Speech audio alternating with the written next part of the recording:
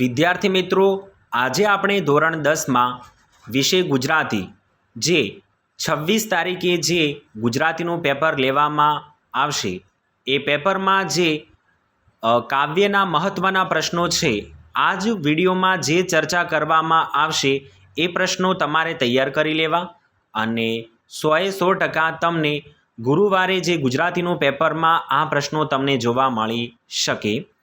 તો પ્રશ્ન નંબર 1, કવિના મંતે કોના દર્શન કરવાથી 71 પેઢી તરી જવાય છે? નંબર 2, ગંગા સતી પાનબાઈને કેવી વ્યક્તિથી સંગત કરવાનું કહે છે? નંબર 3, સત્યના આયુધનની કઈ વિશેષતા છે? નંબર 4, વાંસળીના સૂર કોને કોને શું પ્રશ્ન પૂછે છે, શા માટે? નંબર 5, કાવ્ય પંક્તિ સમજાવો. પ્રશ્ન 6, સૌંદર્ય વેડફી દેતા નાના સુંદરતા મળે, સૌંદર્ય પામતા પહેલાં સૌંદર્ય બનવું પડે. નંબર 7, કવિના પગ આગળ જવા માંડ માંડ ઉપડે છે, સમજાવો. પ્રશ્ન 8, કેડીએ ચાલતા કવિ શાનો અનુભવ કરી રહ્યા છે? નંબર 9, કવિ આપણી વ્યથામાંથી કેવી રીતે રસ્તો કાઢવાનું કહે છે? નંબર 10, કવિ ક્યાં સુધી મહુડીની છાયા તળે પડી રહેવા માંગે છે? નંબર 11, કાવ્ય નાયિકા સખીને પોતાના પતિ વિશે શું કહે છે? નંબર 12, અનિરુદ્ર બ્રહ્મભટ્ટ રચિત હાઇકુનો ભાવાર્થ સમજાવો.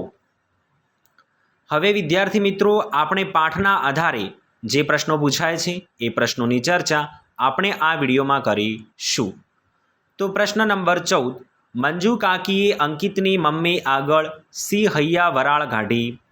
પ્રશ્ન 15, અંકિતના માતા પિતાને તેની કઈ બાબતથી ભારે આઘાત લાગ્યો?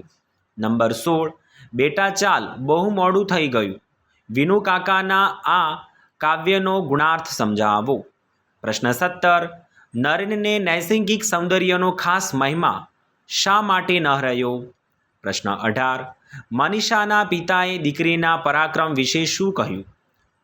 નંબર 19, લેખક હૃદય રોગના હુમલા વિશે શું જણાવે છે? નંબર 20, રાજકોટ છત્રી લેવા જવાની વાતમાં લેખક મક્કમ રહ્યા કારણ કે?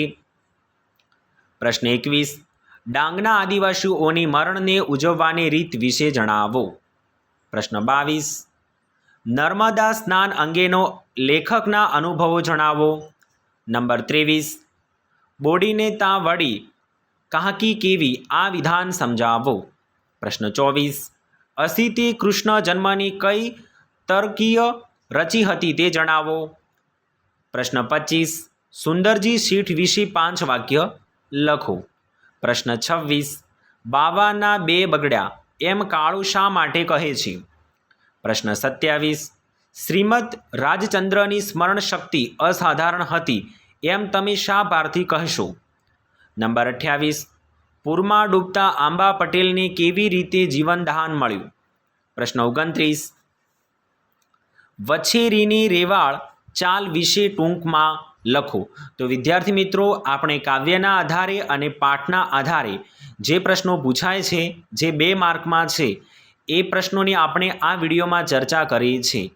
તો સૌપ્રથમ દરેક વિદ્યાર્થીને કાવ્યના આધારે અને પાઠના આધારે આ વિડીયોમાં આપણે જે ચર્ચા કરી છે એ પ્રશ્નો તમારે તૈયાર કરી લેવા અને 26 તારીખે જે ગુજરાતીનું પેપર લેવામાં આવશે એ પેપરમાં આમાંથી પ્રશ્ન 100% પૂછાઈ શકે.